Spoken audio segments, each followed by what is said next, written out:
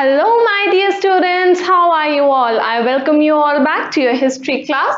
We were doing chapter number 9 of your history book, Kings and Chronicles, जिसमें हम पढ़ रहे थे द मुगल कोर्ट्स के बारे में. इसके फर्स्ट टू जो पार्ट्स हैं वो हम ऑलरेडी कवर कर चुके हैं. इनकेस आपने नहीं देखे हैं तो अभी जाके चेकआउट कीजिए. And do not forget to like and subscribe to our channel learn करो क्लास 11 एंड 12. ओके, सो इस चैप्टर का आज हम पार्ट 3 कंटिन्यू करने वाले हैं. So without any further delay let's get started. आज का जो हमारा फर्स्ट टॉपिक होने वाला है वो है द आइडियल किंगडम. कि मुगल जो एम्पायर था उसकी जो किंगडम थी उसको आइडियल किंगडम क्यों कहा गया है and what is the divine light. Court chronicles drew up many sources to show that the power of the Mughal kings came directly from God. यानी कि जितने भी chronicles हैं, जितनी भी ऐसी descriptions हैं, जितनी भी ऐसी writings हैं, उनमें ज्यादातर किस पे फोकस किया गया है, ये दिखाने पे फोकस किया गया है कि जो मुगल्स के पास जो पावर थी वो डायरेक्टली किससे आती थी? गॉड से. ठीक है, यानी कि डिवाइन लाइट से. One of the legends they narrated was that of the Mongol queen Alanqua. अब एक मंगोल क्वीन थी, कौन? अलंक्वा, who was impregnated by a ray of sunshine. यानी कि अब ये जो क्वीन थी अलंक्वा, she got impregnated means she got pregnant by a ray of sunshine. एक सनशाइन की एक रे से, सूरज की एक किरण से. while resting in her tent, जब वो अपने टेंट में रेस्ट कर रही थी तो उनके ऊपर सूरज की एक किरण पड़ी. यानी कि वो किसका, एक तरीके से उस सूरज की जो किरण है उसको गॉड का एक आशीर्वाद वो मानते हैं, जिसकी वजह से जो क्वीन थी वो प्रेग्नेंट हो गई थी. The offspring she bore, offspring यानी कि जो उनका बेबी हुआ, carried this divine light, उस बेबी में ये डिवाइन लाइट थी गॉड की, and passed it on from generation to generation. और इसी तरीके से जनरेशन टू जनरेशन ये जो लाइट थी, डिवाइन लाइट थी, भगवान का ये जो आशीर्वाद था, ये पास ऑन होता चला गया. किसमें? मुगल्स में. Abul Fazl placed Mughal kingship as the highest station in the hierarchy. अब जो अबुल फजल थे उन्होंने जो मुगल किंगशिप है उसको सबसे ऊपर रखा है इस हिरार्की में of objects receiving light emanating from God. यानी कि कौन से ऑब्जेक्ट्स, जितने भी ऑब्जेक्ट्स जिनको गॉड की लाइट, भगवान का आशीर्वाद मिला है, उनमें से सबसे ऊपर कौन से आते हैं हिरार्की में? मुगल किंग्स आते हैं. अकॉर्डिंग टू दिस आइडिया, अब ये जो बिलीफ है, इस लाइट, ये लाइट वाला जो बिलीफ है, इसके हिसाब से there was a hierarchy in which the divine light was transmitted to the king, who then became the source of spiritual guidance for his subject. यानी कि अब जिस भी किंग के ऊपर ये लाइट आती थी, ये डिवाइन लाइट आती थी, वो क्या बन जाता था? एक सोर्स ऑफ इंस्पिरेशन बन जाता था. किसके लिए? अपने सब्जेक्ट्स, अपनी प्रजा के लिए. Paintings that accompanied the narrative of the chronicles. अब जिन पेंटिंग्स में क्रॉनिकल्स के बारे में बताया गया है, ट्रांसमिटेड दीज आइडियाज, उनमें इन आइडियाज को भी डिपिक्ट किया गया है पेंटिंग की फॉर्म में, in a way that left a lasting impression on the minds of viewers. यानी कि जो भी व्यूअर्स उन पेंटिंग्स को देखते हैं उनके माइंड पे एक बहुत ही लास्टिंग इंप्रेशन पड़ता है, लॉन्ग लास्टिंग इंप्रेशन उनके माइंड पे पड़ता है. अब हम बात करेंगे अ यूनिफाइंग फोर्स. यूनिफाइंग फोर्स की तरह जो मुगल कोर्ट था वो कैसे एक्ट करता था.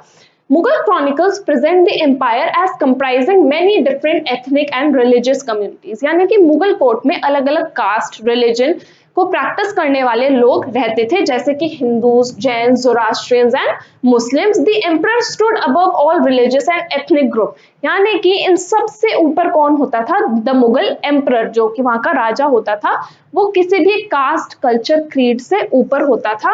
मेडिटेटेड अमंग देम, जो कि इन सब में मेडिटेट करता था, इन सब से बात करता था, सारे रिलीजन के लोगों से. And ensured that justice and peace prevailed, और क्या इंश्योर करता था? कि सबको इक्वली जस्टिस मिले.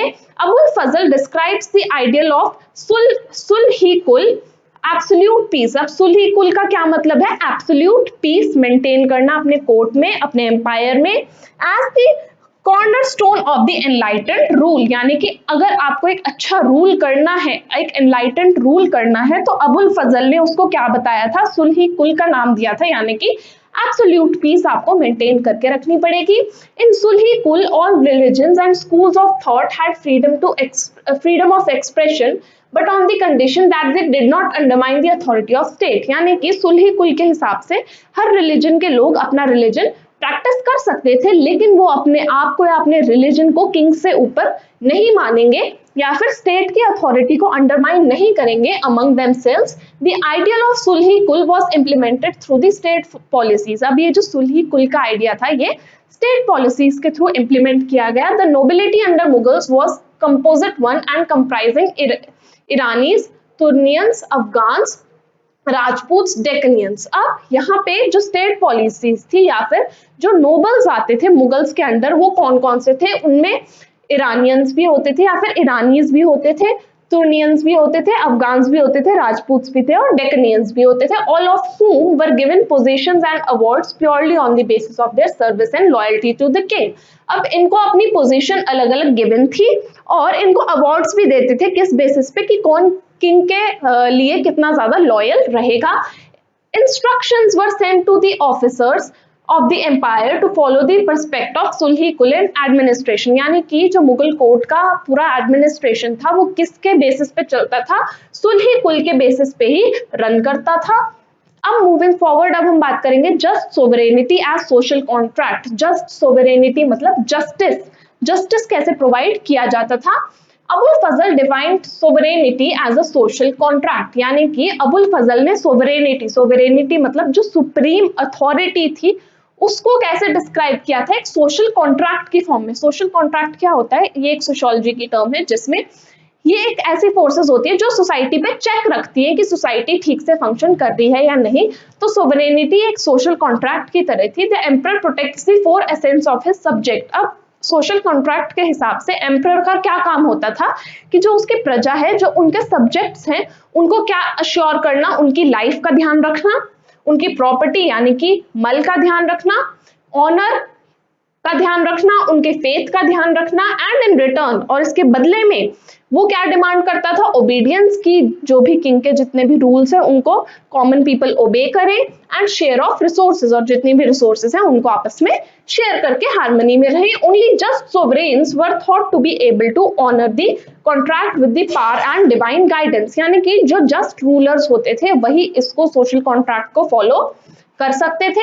A number of symbols were created for visual representation of idea of justice, यानी कि जस्टिस को डिपेक्ट करने के लिए बहुत सारी पिक्चर्स बनाई गई ताकि किसी तरह जस्टिस को दिखाया जा सके, which came to stand for the highest virtue of Mughal monarchy, क्योंकि जो जस्टिस थी वो मुगल मोनार्की की सबसे हाईएस्ट वर्च्यू, सबसे हाईएस्ट वैल्यू मानी जाती थी। One of the favorite symbols used by artists was the motif of lion, यानी कि जस्टिस को डिपिक्ट करने के लिए, टू डिपिक्ट जस्टिस, अब जो पेंटर्स थे उन्होंने क्या यूज किया, जो आर्टिस्ट थे उन्होंने लायन का सिंबल यूज किया। किसका, लायन का, ताकि वो जस्टिस की वर्च्यू को दिखा सके। एक तरफ लायन, लायन किसको डिनोट करता था, किंग को, और एक तरफ था लैम्ब, लैम्ब यानी कि एक छोटी सी गोट, गोट किसको डिपिक्ट करती थी, वहां के कॉमन पीपल को, जो कि दोनों लायन और लैम्ब दोनों पीसफुली एक साथ बैठे हैं, they are resting next to each other. This was meant to signify a realm where both the strong and the weak, यानी कि lion किसको डिपिक्ट करता है, strong को, यानी कि strength को डिपिक्ट करता है। strength किसके पास थी, king के पास, और वीक कौन थे, वहां के जो कॉमन पीपल थे, कुड एग्जिस्ट इन हार्मनी। और ये क्या दिखाता था कि दोनों एक साथ बैठे हैं, मतलब स्ट्रॉन्ग और वीक दोनों एक साथ हार्मनी में भी रह सकते हैं। कोर्ट सीन्स फ्रॉम इलस्ट्रेशन बादशाह नामा place such motives in niche position directly below the emperor's throne, यानी कि अब जो कोर्ट सीन्स हैं जो कि बादशाह नामा में गिवन है, वो एक ऐसी पोजीशन में इनको दिखाते हैं जो कि डायरेक्टली एम्परर के थ्रोन से देखी जा सकती थी, मतलब एम्परर के थ्रोन से नीचे ही रखते हैं कॉमन पीपल को। And with this we come to an end of our today's session. I hope आपने हमारा आज का ये सेशन एंजॉय किया होगा।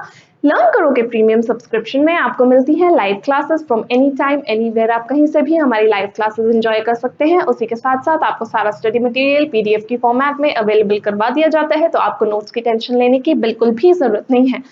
उसी के साथ साथ अगर आपको अकेले पढ़ने में बोरिंग या मोनोटोनस फील होता है then don't you worry, because हमारे यहाँ हम आपको एक पीयर ग्रुप में एनरोल कर देंगे जहाँ पर आप अपने दोस्तों के साथ बैठकर आराम से पढ़ाई कर सकते हैं। हिस्ट्री के आंसर्स कैसे लिखने हैं, आंसर्स को कैसे लेंथ देनी है, कितने मार्क्स के क्वेश्चन में कितना शॉर्ट या कितना लेंथी आंसर लिख के आना है, इस तरीके के आपके सारे डाउट्स क्लियर हो जाएंगे मेरे साथ इसी प्लेटफॉर्म के ऊपर।